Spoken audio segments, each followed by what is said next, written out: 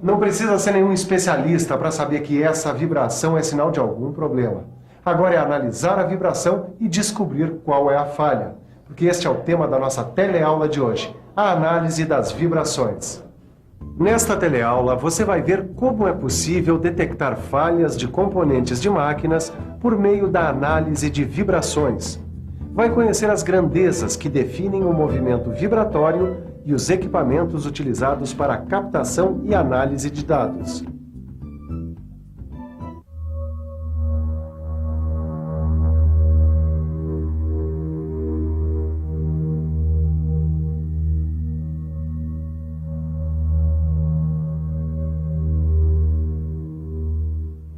Ô Pacheco, eu não tô entendendo essa história direito, hein? É simples, cara. Esse aparelho está medindo as vibrações da máquina. É simples pra você que entende do assunto, né? Agora eu não sei nem direito o que é vibração, quanto mais o que tem pra medir aí. Claro que sabe. Pensa numa coisa que vibra. Tipo uma corda de violão. O som que você ouve vem da vibração da corda do violão. A ação de uma força provoca um movimento vibratório. Agora repare numa coisa. A corda em repouso sobre a marcação no violão. Quando ela vibra, ela se desloca de um lado para outro do eixo de repouso.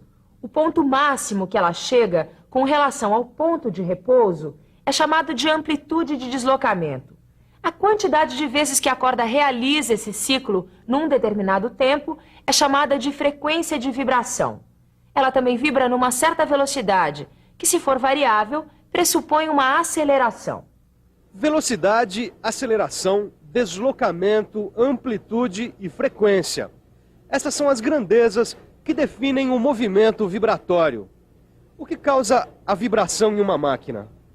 Normalmente são as falhas de componentes mecânicos ou defeito de funcionamento. Se houver algum defeito em qualquer componente mecânico, vai se refletir em uma vibração diferente em determinado ponto da estrutura.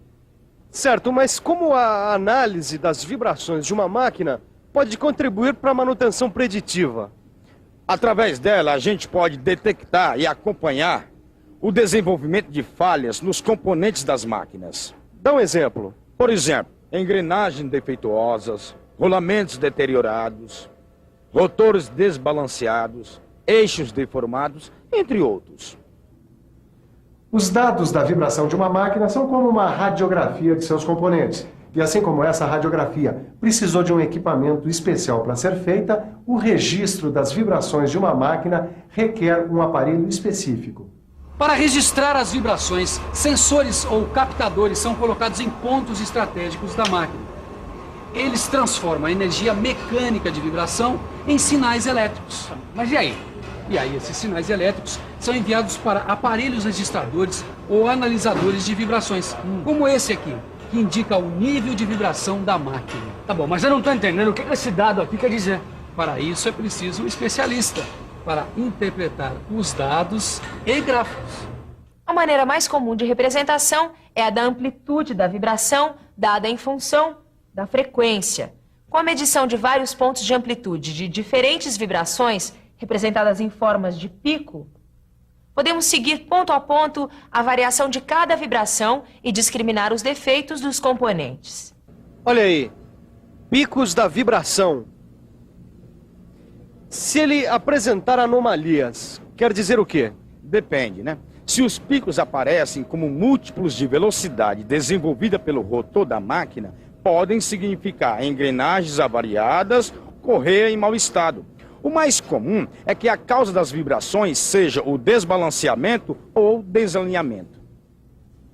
Ainda bem que eu não precisei de nenhum equipamento especial para descobrir que o problema com a minha lavadora aqui era o desnivelamento do piso. Mas nem sempre é tão fácil assim. Às vezes, basta olhar para o lado, que o problema pode estar vindo da máquina vizinha. O solo ou o piso de alvenaria onde a máquina é fixada pode transmitir vibração de uma máquina para outra. A vibração de máquinas vizinhas podem criar picos com frequências não relacionadas à frequência do rotor.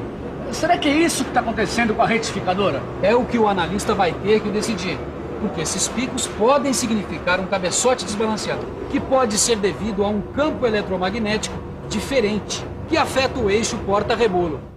Cada componente de uma máquina possui uma frequência própria de ressonância. Em regime normal de funcionamento, não se registrará duas frequências similares. Caso aconteça, um pico aparecerá no espectro. E esses são os únicos fenômenos que provocam modificações no espectro? Não. Tem também o que a gente chama de componentes aleatórios da vibração.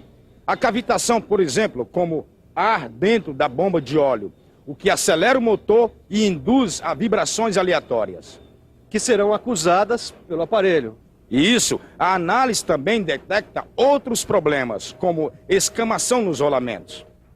A escamação das pistas do rolamento provoca uma ressonância no mancal, que seria registrada nas altas frequências na análise espectral. Mas tem uma outra coisa que também provoca vibrações de alta frequência: o atrito. Olha uma marca de atrito. E todo atrito provoca o mesmo tipo de vibração, né? Claro que não. A intensidade e a frequência de vibração vai depender da natureza dos materiais em contato e do estado da superfície. E tudo isso é captado por aqui, né? É, pelos sensores. Os sensores, como a gente já viu, transformam as vibrações em impulsos elétricos.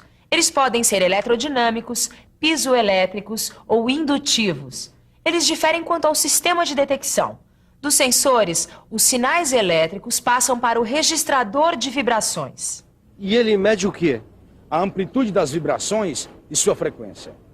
E é isso o que permite identificar a fonte causadora das vibrações, não é? É, mas os dados devem ser anotados para análise posterior. Ao contrário dos analisadores, que, ligados a um processador, analisam imediatamente os dados recolhidos, comparam espectros, etc. Pacheco, ainda tem um mistério aí, hein? Qual é? Esse aparelho aqui coleta dados sobre frequência, deslocamento, velocidade de cada vibração. E qual é o mistério? É muita coisa diferente para uma medida só, né? Mas para cada coisa tem uma medida própria. Tem? Tem. A amplitude do deslocamento é medida em micrômetro.